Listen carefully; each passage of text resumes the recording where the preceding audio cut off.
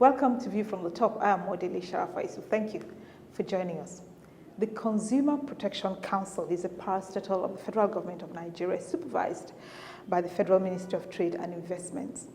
The CPC's mandate is to, among other things, eliminate hazardous products from the market, provide speedy redress to consumers' complaints, undertake campaigns that will lead to increased consumer awareness, ensure that consumers' interests receive due consideration at the appropriate forum, and encourage trade, industry, and professional associations to develop and enforce quality standards designed to safeguard the interest of consumers. Mrs. Dupe Atoki is the Director General of the Consumer Protection Council, and she joins us on View from the Top today. Thank you, Mrs. Atoki, for joining us. Thank you, Modele. Here is a quick biography before we settle down to our conversation. Dupe Atoki, formerly Dupe Fadile, was born on 10 October 1955. She graduated from the Ahmadu Bello University with a degree in law and was admitted to the Nigerian bar in 1978. She's also an alumnus of the Washington College of Law and that of Oxford University, United Kingdom. A former commissioner of the Nigerian National Human Rights Commission, she has also served as a commissioner of the African Union Commission on Human and People's Rights, which is a continental body responsible for the promotion and protection of human rights in Africa. She's also served as a consultant in the drafting of several legal documents for the African Union. Mrs. Atoki was a special rapporteur on prisons and places of detention in Africa and has chaired the Committee for the Prevention of Torture in Africa. She later rose to become the Commission's chairperson. Mrs. Atoki assumed office as the Director General of Consumer Protection Council in May 2013. Among others, she was conferred with the Gusi Peace Prize in 2013.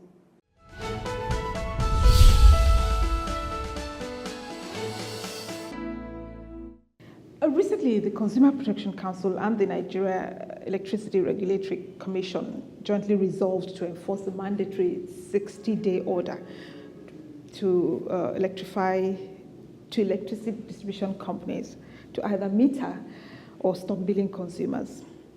Do give us an update on that. You've identified one of the mandates of the Consumer Protection Council as the agency to provide redress for consumer complaints. And we all know that the issue of electricity is one that is topmost on most households. And in that wise, particularly the issue of non-metering of consumers after the unbundling of the ESWA NEPA, as it were. Following that is the estimated billings, which most consumers claim to be outrageous as it doesn't reflect the actual consumption. And it's an area we have intervened in. We have had discussions with most of the discos to actually understand what the challenge is and how we may be able to intervene but ensure that consumers get value for money. We do recognize the sector regulator, NERC, as prime in that area, but we remain resolute to provide redress. And one of our powers is that we are able to implement any regulation that protects consumer in Nigeria. So whether it's in the aviation, it's in the telecom sector, it's in the electricity sector, if it's a regulation that protects consumers, we can implement it and ensure compliance. And it's in that wise that we collaborated with the sector regulator in the electricity sector to implement the regulation that has emanated from them with regards to the CAPMIN, which is a platform that they have given to consumers to pay upfront for meters and then be metered within a specific day period, like 60 days as has been stated. But we do know that that is not happening. For us at the CPC, we think that is undue exploitation of consumers, because consumers are made to pay and to support the infrastructural deficiency of the discos. Because when you pay ahead, that's your money. The discos are to provide the meters free. But if you then choose to pay ahead in order to escalate the process of metering, then you should be able to get that at the appropriate time. But that isn't happening. And so we were very ready to support the NERC in implementing the regulation, which now is customer friendly to the extent that if a consumer has paid for a meter and that consumer has not received a value for it, it should not be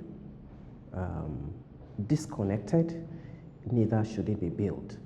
Now, we came to that understanding a few weeks ago, and the first step that the CPC is doing is actually to now sensitize consumers about these rights, which they are not aware of. That really, if you had supported the disco in paying for your meter upfront, now you are entitled and you have the right not to be billed and not to be disconnected. We need to flag that out to the public first. Thereafter, we would begin to get report about compliance or not. We will be talking some more about consumer awareness and education a little bit later in the program. You also said recently that CPC was investigating cases of consumer rights abuse by the banking and hospitality sectors of the economy. What have been your findings? Because that's another thing that's been, getting people hot under the collar lately. First is we are doing that on a holistic basis, and we are doing that on an individual basis. At the moment, we have almost concluded an investigation of a complaint by Bauchi State Government alleging that a bank had overcharged them to the tune of 1.8 billion naira. Now, we're almost done. The reason I think that this will have a wider spread at the end of the conversation is that an investigation by CPC into a sector always has a way of modifying the players in that sector. So the sector intervention in the banking is what we hope will also modify the way in which other banking institutions behave when we conclude investigation with Bauchi State and the bank in question.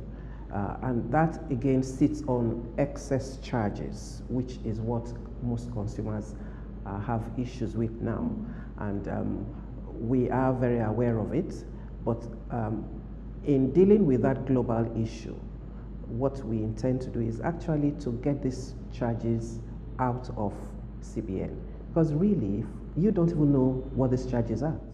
You don't know what each charge amounts to in terms of what you're entitled to be debited with. So the more you know about these issues, the more you can assert your rights. And so very shortly, we would get to the top of that. And everybody will be able to know that this X amount is approved by Central Bank for this service. If you are debited more than that, then you know that you have issues with it. But right now, what we just have is everybody complaining about these bank's charges without actually knowing which of them has actually been approved or authorized by CBN or not. From your findings, are the charges truly arbitrary, or they are what the CBN have recommended? I'm aware that there are some charges that are not implemented in line with the bank with CBN. For instance, the new stamp duties. We're aware that it's applicable to only current transfers, but we have received complaints that even savings accounts are debited. So to that extent, yes, there are arbitrary, but by and large, most of these charges are actually approved by the CBN. Now, propriety of those approvals is something else, but then at least if we know that the CBN has approved it, what consumers then need to know is to be on top of those charges and be able to compare it with the deductions that they are made to say, okay, this is far beyond what the bank has approved, the CBN has approved, and there you complain. You know, there are a lot of international corporations that do not treat consumers in Nigeria as they would consumers elsewhere, or even in their home countries. Some foreign airlines readily come to mind. First, what do you think is responsible for this disparity in treatment? For sure, it's not lack of the regulation on the part of these foreign companies. It's because they find Nigeria a fertile ground to display impunity. That means they are able to operate and abuse consumers without anybody taking them up. And it's in the character of some businesses, you know, once you are able to shortchange consumers and make more profit, that's fine by you. So if we have a robust regulation and agencies that curb and streamline these multinationals into compliance with international standards, then they will not. And it's in that wise that our interventions, if you notice, in the food and beverage, the biggest player is one of the biggest player in food and beverage. And so they have presences all over the world. And our stand is, what you produce in Nigeria is not what you produce even in your headquarters. And therefore, you must bring international standard to Nigeria. Recently, we also have engaged Turkish Airlines, which I believe you may be aware of, where a whole load of plane arrived without a single luggage for any of their passengers. It will never happen. And if it does happen, there are remedies and there are actions to be taken to mitigate. I mean, there were no staff of that airline when the plane arrived, and it was at the Christmas season when passengers had onward connections from their destinations and without their luggage. Now, that we have taken up, but of course, as usual, there's always the antagonism at the beginning, but I'm glad to say that we have received the go-ahead from the Attorney General, because we have the law. If we give an order and a business decides to disobey, it's at their peril, because disobedience of the order of council is criminalized and it will result to prosecution. When we realized that the airline had refused to comply with our order to say, give us, what is your intervention? What have you done with regards to these several hundreds of passengers that arrive without their baggage? Because you have policies to redress issues like that are internationally acclaimed. Those have not been applied in Nigeria, and we demand that we need to know whether you've applied it, and if you haven't, why haven't you applied it? And the airline says it's not our business. They have no response to that because we have no business in the aviation sector. That's fine. So we just bundled our request to the Attorney General to prosecute them. And there's a letter from the Attorney General saying to them, they are ordering them to comply with our orders. It's time to take a break now. Please join us again.